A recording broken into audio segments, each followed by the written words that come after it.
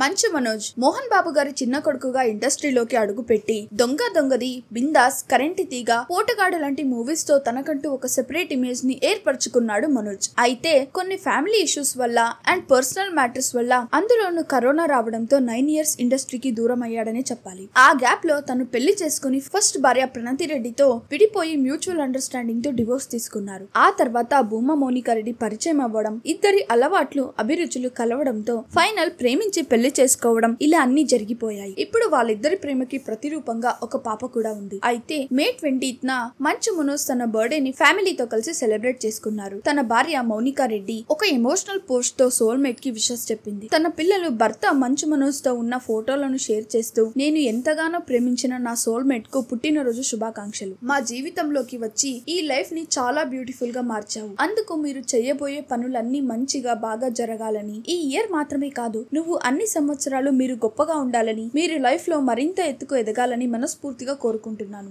మేము నిన్ను చాలా అంటే చాలా ప్రేమిస్తున్నాము. మా ముగ్గురి ప్రేమ మీకోసం మాత్రమే. ప్రియమైన హస్బెండ్ కి మా బెస్ట్ విషెస్. నా ప్రతి పునర్జన్మకి నా స్నేహితుడిగా, భర్తగా మిమ్మల్ని ఇవ్వాలని ఆ దేవుడిని ప్రార్థిస్తాను అంటూ మనోజ్ పై తనకున్న ప్రేమని మొత్తం పోస్ట్ లో షేర్ చేసుకుంది. దాంతో మీరు ఎప్పుడు హ్యాపీగా ఉండాలి, హ్యాపీ బర్త్డే మనోజ్ అన్న అంటూ కమెంట్స్ పెడుతున్నారు నెటిజన్స్.